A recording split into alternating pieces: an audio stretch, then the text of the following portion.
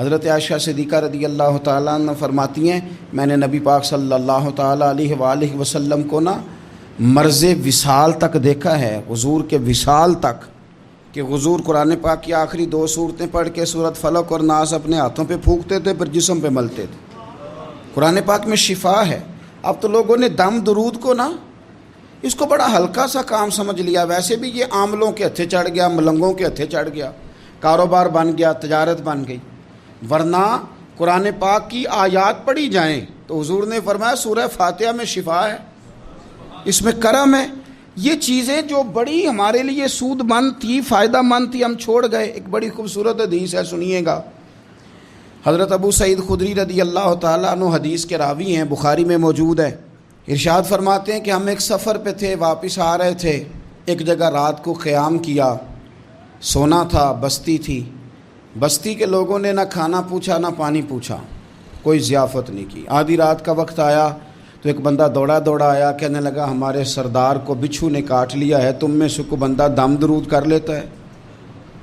تو ایک صحابی کہنے لگے کر تو لیتے ہیں، پر تم نے چونکہ ہمیں کھانا پانی تک نہیں پوچھا، تم اگر دم کراؤ گے تو مفت نہیں کریں گے۔ بخاری پڑھ رہا ہوں، پیسے لگیں گے۔ کتنے پیسے؟ بکریوں کا ایک ریوڑ پورا۔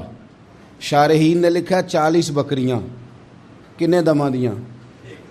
او بھائی اس سے کوئی بندہ جواز نہ لے کہ پیسے لینے جائز ہیں، اس سے جواز نہ حاصل کرے۔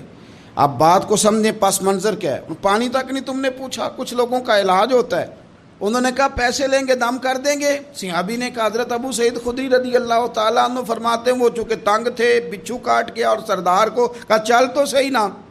وہ صحابی گئے، سورہ فاتحہ پڑھ کے دم کیا، اور حدیث بخاری سے میں آپ کو دکھاؤں گا۔ لوگ کہتے ہیں دم کدھر سے آ گیا؟ بخاری پڑھ رہا ہوں، صحیح بخاری۔ شفا تو اللہ نے دینی ہے نا، رب کریم نے شفا دے دی۔ بکریاں لے لیں، آ گئے جہاں آرام کر رہے تھے اس جگہ۔ صحابہ میں اختلاف ہو گیا، کچھ کہنے لگے بکریاں لینی چاہیے تھی، کچھ کہنے لگے نہیں لینی چاہیے تھی۔ حضرت ابو سعید خدری رضی اللہ تعالیٰ عنہ فرماتے ہیں پھر ہم نے فیصلہ کیا چپ کر کے سو جاؤ، صبح حضور کی بارگاہ میں جائیں گے۔ اگر کریم نے کہا لینی چاہیے تھی پھر تو موج بن گئی، اور اگر کہا نہیں لینی چاہیے تھی تو بکریاں ہانک کے واپس کر جائیں گے۔ مسئلہ کیا ہے؟ کہتے ہیں صبح گئے حضور کی بارگاہ میں، جا کے مسئلہ عرض کیا، یا رسول اللہ انہوں نے بھی پانی کوئی نہیں پوچھا تھا، ہم نے بھی کہا دم کریں گے تو پیسے لیں گے، تو ہم نے یہ بکریاں لی ہیں۔ شارحین لکھتے ہیں 40 تھی شاید۔ تو یا رسول اللہ اب کیا کریں؟ حضور مسکرانے لگے۔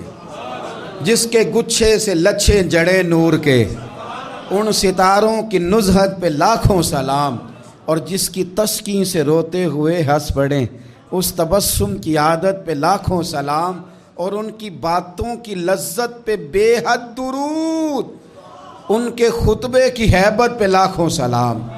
حضور مسکرانے لگے، اور مسکرا کے پوچھا اچھا پڑھا کیا تھا؟ یا رسول اللہ سورہ فاتحہ۔ فرمایا سکھائی کس نے تھی؟